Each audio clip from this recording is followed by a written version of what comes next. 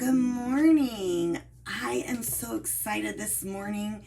I thought about, since we were finished with our read aloud series, what I was going to do because I didn't want to stop the read aloud because I love the discussion questions and reading your answers, and it was such a joy for me to read, especially the one, if you could switch places with a character, who would you switch with and why?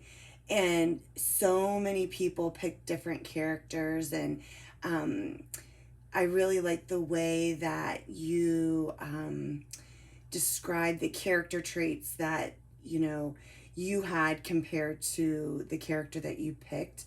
And I could see a lot of people picking the characters that they picked, and the reasons why, and the character traits that they felt that they had that were similar to that character. So just being able to read those, even though we were not face to face and we were not having read aloud in the normal way that we would have read aloud, just for me being able to read your responses and us still having that interaction to discuss the book just warms my heart and helps me remember all of our times together in the classroom. And one of the times that I remembered this year that we all enjoyed so very much is when we had our guest reader during the literacy week. And it just happened to be that it was Finn's grandmother, Mrs. Whitaker from the district office. And she picked the book Walter the Farting Dog. So what I did is I went online and I ordered all of the books that are in that series of Walter the Farting Dog.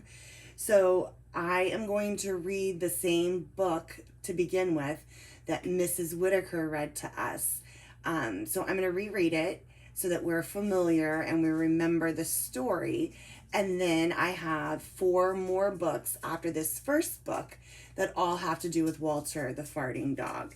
So let's get started with reading the same book, the first book. This is the one Miss Whitaker read to us, and it's Walter the Farting Dog, and it's written by William Kotzwinkle and Glenn Murray, and it's illustrated by Audrey Coleman, and it also is #1 on the New York Times bestseller. And there's been 1 million copies of this book sold. So 1 million, maybe 1,000,001 after I bought this, because this cover was already on this book when I bought it. So obviously I'm after that. And the pictures are just so beautiful in this book. They're just so realistic. So since it's a picture book and not a chapter book, as I read, I'm going to show you the pictures, but I really want you to think about the characters again.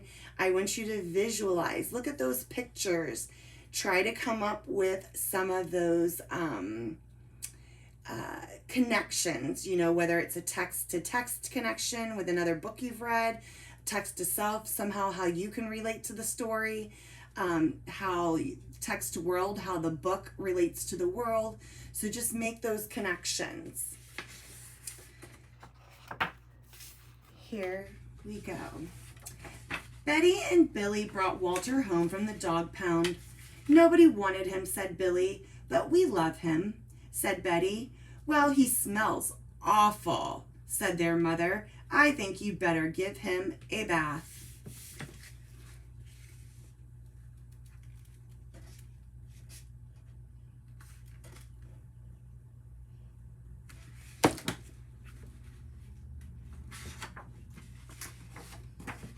Mother walked in and said, he still smells awful, and that's when they got the first clue. The telltale bubbles in the water. He's probably just a little nervous, said Mother. Hopefully, his stomach must be upset. But Walter's stomach wasn't upset. Walter's stomach was fine. He felt perfectly normal. He just farted a lot. So I know we can make those text-to-text connections, text to self, when you've had a stomach ache before and your tummy's hurt.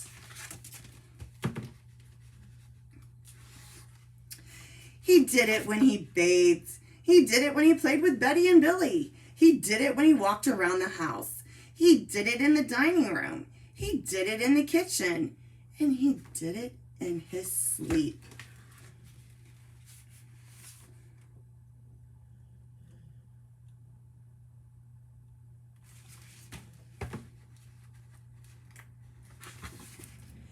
That dog farts morning, noon, and night, said Father. He can't help it, Daddy, said Betty and Billy. They didn't mind Walter's farts. So what if he farts, Billy said to Betty when they were alone in their room with Walter. Betty agreed. Walter agreed too. He sat there looking innocently around, farting. Take him to the vet, said Father. So we've got Betty, we've got Billy, we've got Mom, we've got Dad, and we have Walter.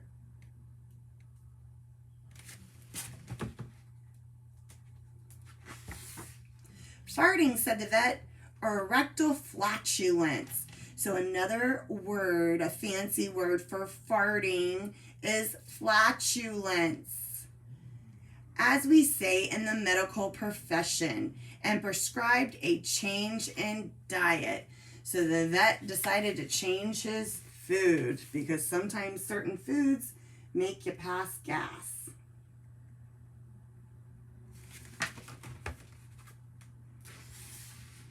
They gave Walter every kind of dog food.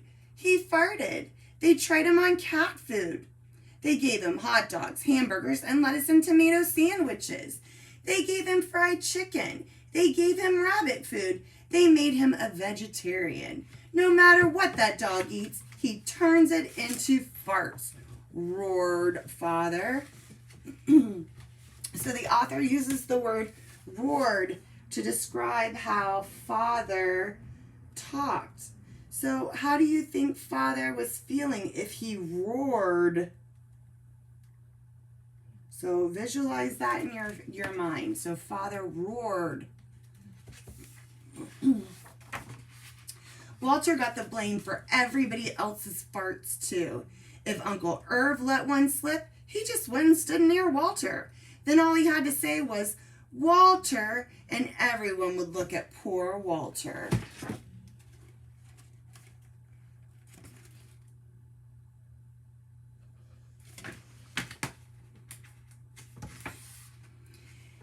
He has to go back to the pound, said Father. No, Daddy, please, begged Betty and Billy. Don't send Walter away. He goes tomorrow, said Father. They pleaded.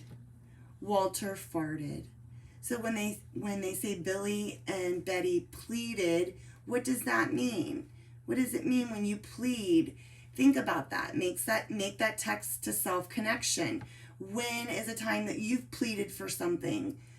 Pleaded, a synonym for pleaded would be begged. So when did you beg your mom and dad for something? It was all over. That night, Betty and Billy cried in their beds, and Walter looked at them unhappily.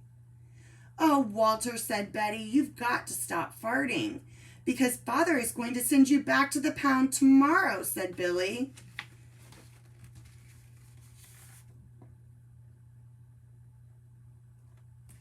So let's just stop for a minute and review. So we have the main characters. We have Betty, we have Billy, we have Mom, we have Dad, we have Walter. We've had the vet, and then they referred to Uncle Irv, even though he's not a main character, they just mentioned him. The setting, of course, is in Betty and Billy's house. Problem.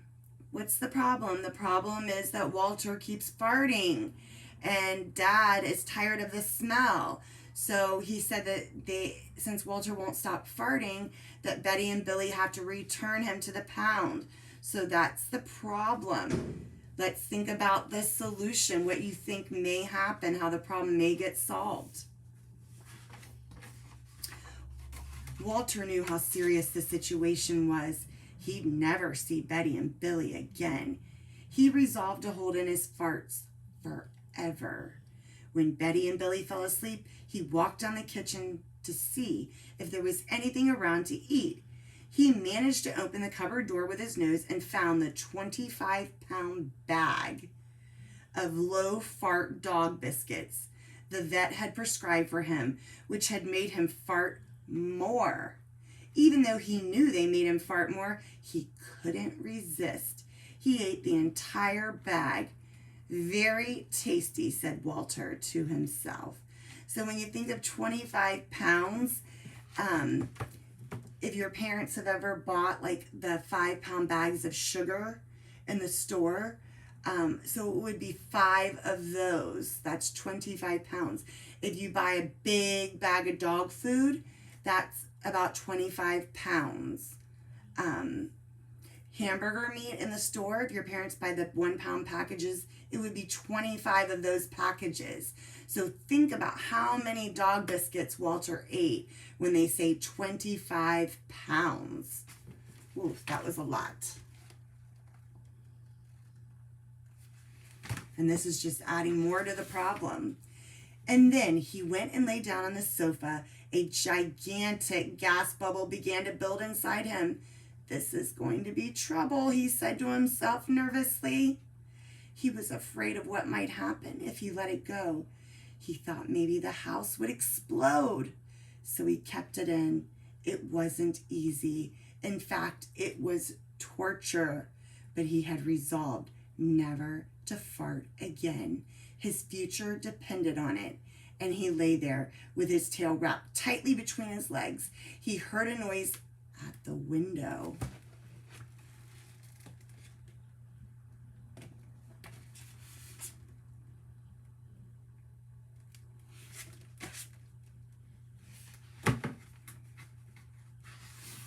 He watched it slowly open. A pair of burglars came through. They dropped silently into the kitchen. "Watch out for the dog," said one of the burglars. "He won't bite," said the other. "He's a wimp." Walter might have bitten them, except he was so filled with gas he couldn't move. They tied a rag around his snout so he couldn't bark. "Okay," whispered the first burglar, "let's clear the place out." They took everything they could get their hands on. Walter wanted to stop them, but he was having unbearable gas pains. He rolled on his back and waved his paws in the air. He gnashed his teeth. "We've got it all," said the second burglar. "Let's go."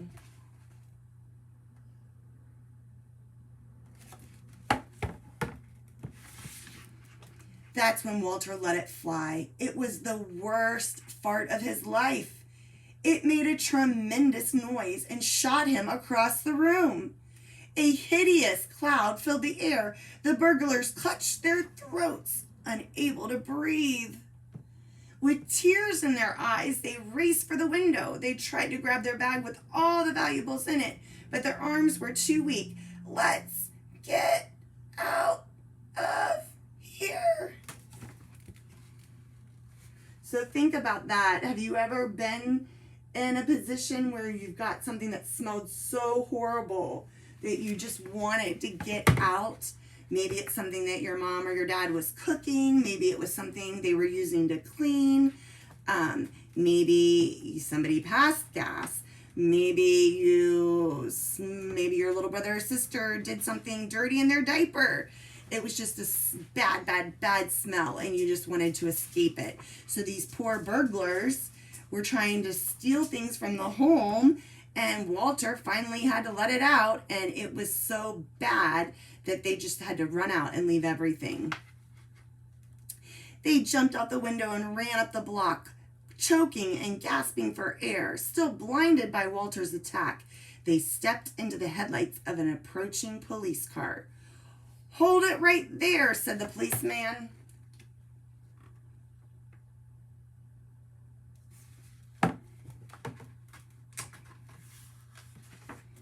When Father and Mother came down in the morning, they found the open window, and they saw the bag with their valuables in it, and Walter was sitting beside it. He still had the rag tied around his snout. You'd have to say he looked heroic. "He saved the silverware," cried Mother. "He saved the VCR," cried Father. "Good dog, Walter. You're our dog, even if you do fart all the time."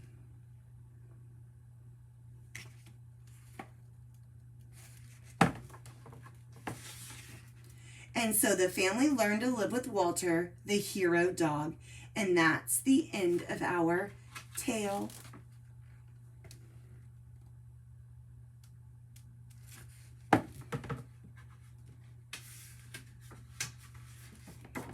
So we talked about the main characters. Now we can add a couple more, because now you have the burglars that came into the story, and you also have the policeman that came into the story at the end. And we said that the problem was that Walter farted all the time. So a couple more things that added to that problem. One was the night before he was supposed to be returned to the pound, he went in and he ate those 25-pound box of the low fart dog biscuits that the vet had prescribed. And so then he got a big gas bubble, and he was determined not to let it out. So he sat on the couch clenching his stomach, and that night 2 burglars tried to get in and steal things from the home, and Walter couldn't hold it anymore, so he let it out. And when he let it out, the smell was so bad, the burglars had to get out of the house. So they dropped all of their things and they ran down the street right into the headlights of an oncoming police car. And they were arrested, and the problem is solved because Walter saved the day by doing what the family, the mom and the dad, were so upset. I should say the dad, not really the mom. The dad was so upset that he was passing gas, but in the end, it was his passing gas that helped keep the family safe from the burglars. So Walter ended up saving the day with what was the problem in the story.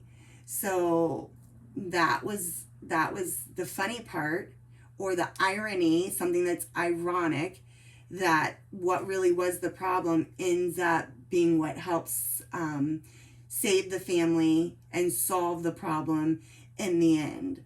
So when you think back on this story, I want you to do a couple of things. I want you to think about a time that maybe something really that was the problem ends up being a good thing in the end. Have you ever experienced anything like that? Have you ever experienced your dog or your cat or any of your other animals doing the same things that Walter did? And then if you think about it, and you think about the Fab Five that we always use, who would be Walter, wanted what? To stop farting, but no matter what he didn't, what he could ate, what he didn't matter. So he decided just to go ahead and indulge and eat all those dog biscuits. Anyway, then he decided he wasn't gonna pass gas even after he ate all of those dog biscuits, but he ends up passing the gas and saving the day. So right there, we were able to retell that story. So maybe you can go tell mom and dad, use the Fab Five, and retell the story to your parents. Who, once what, but, so, then. So the Tales of Walter will continue, because our next book that I'm going to read is going to be